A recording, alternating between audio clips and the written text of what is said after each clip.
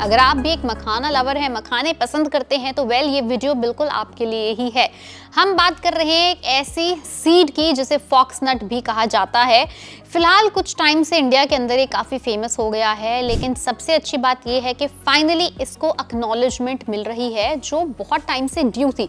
शायद देश का, लोगों का, सरकार का मखाने के ऊपर फोकस नहीं था, लेकिन हाल फिलहाल में हुए बजट 25-26 में फाइनेंस मिनिस्टर निर्मला सीतारमण ने एक बहुत बड़ी घोषणा की। घोषणा ये थी कि बिहार की स्टेट को एक मखाना बोर्ड मिलेगा।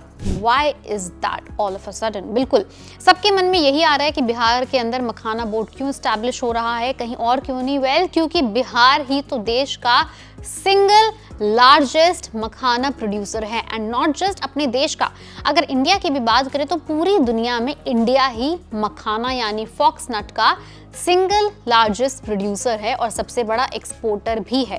मखाने को प्रमोट करने के लिए, इसको दुनिया में एक दर्जा देने के लिए सरकार ने अलग से 100 करोड़ रुपए का फंड भी निकाला है।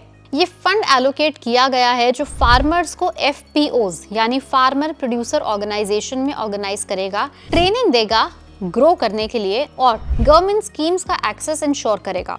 आपको ये जान के हैरानी होगी कि इंडिया के 90% मखाने का प्रोडक्शन सिर्फ बिहार में होता है, लेकिन डिस्पाइट इतनी बड़ी प्रोडक्शन कैपेसिटी होने के बाद भी फार्मर्स को मुश्किलों का सामना करना पड़ता है। ऑफ कोर्स क्योंकि फार्मर्स वेल ट्रेन नहीं है, लो प्रोडक्टिविटी है, इनएफिशिएंसी है, प्लस लो क्वालिटी प्रोड्यूस भी है। तो अगर आपको मखाने को इंडिया की आइडेंटिटी बना के दुनिया के सामने प्रेजेंट करना है तो उसके लिए आपको, चाहे वो प्रोड्यूस हो, चाहे वो ट्रेनिंग हो, चाहे वो एक्सपोर्ट्स हो, जितने भी पैमाने हैं, जितने भी लेवल हैं, सबके ऊपर आपको अलग से फोकस करना ही पड़ेगा। और इस वजह से ही सरकार ने बहुत बड़ा कदम उठाया है। मखाना बोर्ड इन सारी प्रॉब्लम्स को सॉल्व करने के लिए एस्टैब्लिश किया गया है और ये सिर्फ इंडिया तक सीमित नहीं है। मखाने की डिमांड इतनी बढ़ गई है कि दिन पर दिन नए आंकड़े सामने आ रहे हैं और ये सिर्फ इंडिया तक ही सीमित नहीं है।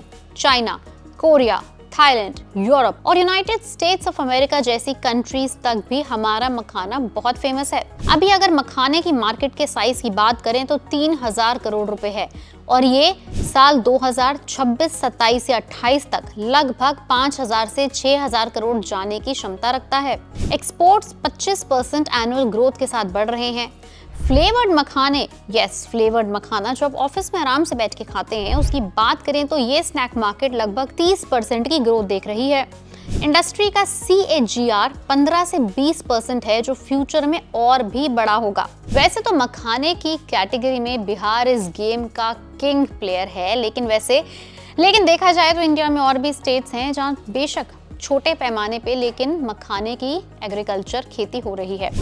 बिहार के अलावा असम, बंगाल, छत्तीसगढ़, मणिपुर और जम्मू एंड कश्मीर के अंदर भी मखाना उगाया जाता है।